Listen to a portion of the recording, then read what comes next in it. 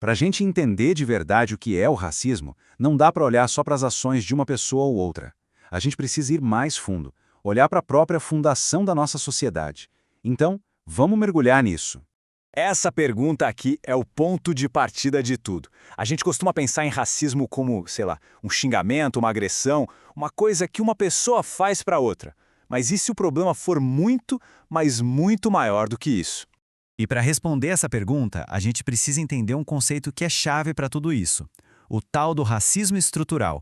Olha, a grande sacada aqui é que o racismo não é uma falha no sistema, ele é o sistema. Não se trata de um caso isolado aqui e outro ali, mas de uma forma de organizar a sociedade que, por padrão, acaba gerando desigualdade. É o jeito como as coisas funcionam. E essa citação do Silvio Almeida, que é uma das maiores referências no assunto aqui no Brasil, é genial porque ela vira a nossa lógica de cabeça para baixo. O racismo não é o desvio, entende? Ele é o funcionamento normal, o esperado das nossas instituições. Para isso ficar ainda mais claro, vamos fazer o seguinte. Vamos dividir o racismo em 3 níveis. Isso ajuda muito a gente a visualizar onde é que essa tal estrutura se encaixa. Pensa num iceberg. Lá na ponta, a parte que todo mundo vê fora d'água, está o racismo individual, a ofensa, o preconceito explícito. Logo abaixo da linha d'água, um pouco mais difícil de ver, está o racismo institucional. São as regras de uma empresa, as práticas de uma polícia que, mesmo sem querer, acabam prejudicando certos grupos. Mas a basezona do iceberg, aquela parte gigante, invisível, que sustenta tudo, esse é o racismo estrutural. É ele que faz a desigualdade parecer o estado natural das coisas, sabe? O normal.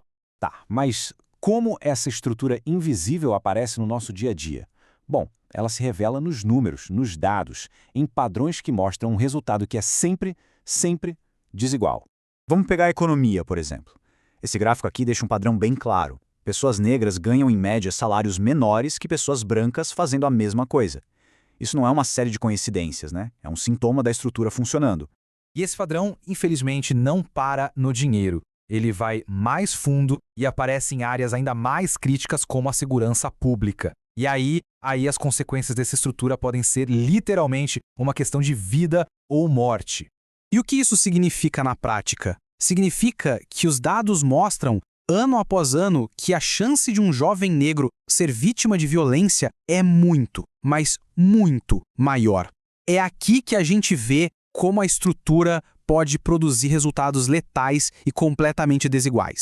E essa estrutura se espalha por tudo, até em lugares que a gente nem imagina. Pensa na saúde, onde os indicadores mostram que mulheres negras sofrem mais violência na hora do parto. E se manifesta até no jeito que a gente fala, em palavras como denegrir, que vão reforçando preconceitos sem que a gente nem pare para pensar. Mas afinal, de onde veio tudo isso? Para entender por que as coisas são assim hoje, a gente precisa voltar um pouco no tempo e olhar para as decisões que foram tomadas lá atrás. E essa linha do tempo ajuda a gente a entender a origem do problema. Em 1888, a escravidão acaba. Ótimo, mas e aí? As pessoas que foram escravizadas são simplesmente largadas à própria sorte? Sem terra, sem estudo, sem trabalho? E para piorar, o Estado naquela época investiu pesado para trazer imigrantes europeus, com a ideia de branquear a população. Isso criou um abismo social e econômico gigantesco que, na real, nunca foi fechado. Então, a gente chega ao ponto central de toda essa análise. A ideia de que o racismo não é um acidente de percurso, mas o próprio alicerce do sistema. Resumindo a história toda, o racismo estrutural não é só mais um tipo de racismo. Ele é o processo histórico-político que cria o terreno fértil para que o racismo individual e o institucional aconteçam e, pior, pareçam normais, como se sempre tivesse sido assim. Ele é a base de tudo. Isso tudo deixa a gente com uma pergunta final que é fundamental.